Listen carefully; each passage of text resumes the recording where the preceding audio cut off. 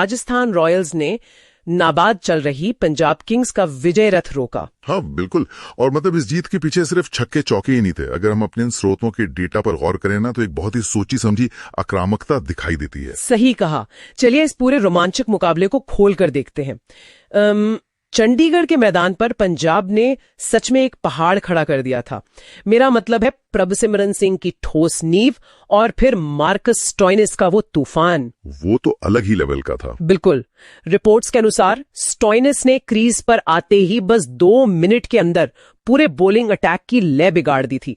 सिर्फ 22 गेंदों में 62 रन ठोक दिए। हाँ, और अंतिम ओवर में जो ब्रिजेश शर्मा को 24 रन पड़े ना, उसने स्कोर को 222 तक पहुंचा दिया। बाप रे, देखा जाए तो 223 रनों का पीछा करना बिना ऑक्सीजन के ऊंचे पहाड़ पर चढ़ने जैसा है।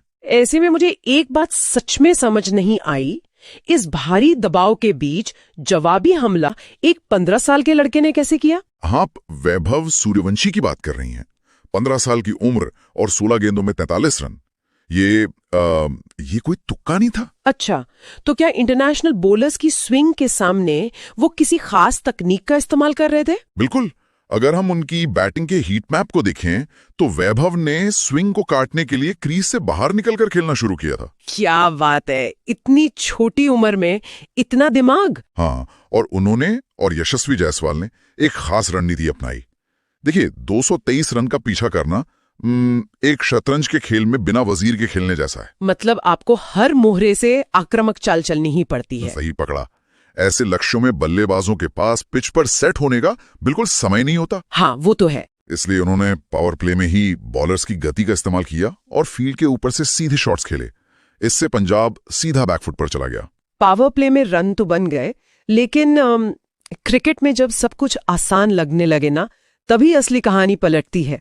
स्पिनर्स के आते ही गेंद पुरानी हो गई। बिल्कुल, और फिर युजवेंद्र चहल की एंट्री हुई। हाँ, चहल ने अपनी पुरानी टीम के खिलाफ 3 अहम विकेट लेकर मैच को पूरी तरह फंसा दिया। राजस्थान का टॉप ऑर्डर पवेलियन लौट चुका था। यहाँ स्थिति सच में बहुत दिलचस्प लाती है। एक समय आखिरी 6 ओवर में 71 रन चाहिए थे और क्रीज पर नए बल्लेबाज थे। सामने अर्शदीप सिंह और मार्को यानसन जैसे खतरनाक डेथ ओवर स्पेशलिस्ट। तो मतलब इस दबाव को तोड़ा कैसे गया? सामान्य लॉजिक तो यही कहता है कि विकेट बचाकर खेलो। सतह पर तो यही लगता है, लेकिन यहीं पर इम्पैक्ट प्लेयर नियम का असली मनोविज्ञान काम आता है। डोनोवन फरेरा और शुभम दुबे की निडर रणनीति ने पूरा खेल बदल दिया। शुभम दुबे तो इम्पैक्ट प्लेयर के रूप में आए थे ना? हाँ बिल्कुल, और इसका सीधा सा मतलब था कि राजस्थान की बैटिंग लाइनअप एक अतिरिक्त बल्लेबाज के साथ और गहरी हो गई थी। ओहो, तो इसी मनोवैज्ञानिक आजादी ने दुबे को बिना विकेट गिरने के डर के सिर्फ 12 गेंदों में 31 रन बनाने का लाइसेंस दे दिया। एकदम सही, उन्होंने आग में घी डालने का काम किया। तो मतलब उस नियम ने उनके दिमाग से हार का डर ही निकाल दिया। लेकिन फिर भी यानसन जैसे लंबे कद के बॉलर को आखिरी ओवर्स में मारना इतना आसान कैसे हो गया?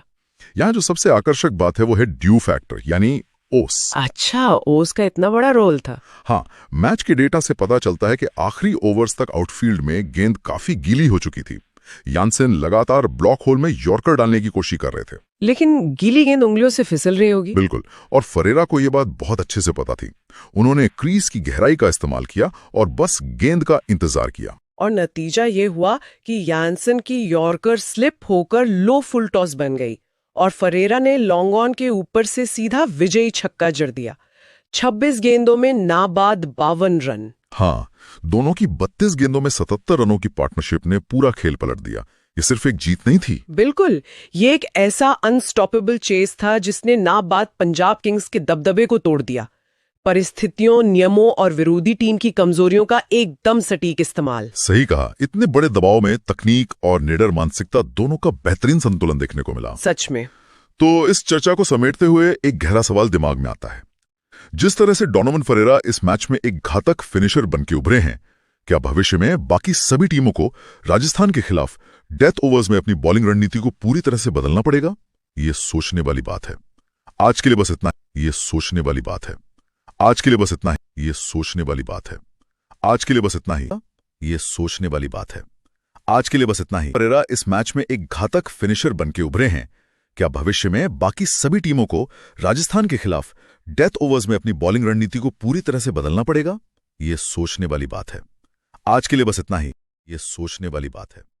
आज के लिए बस इतना ही।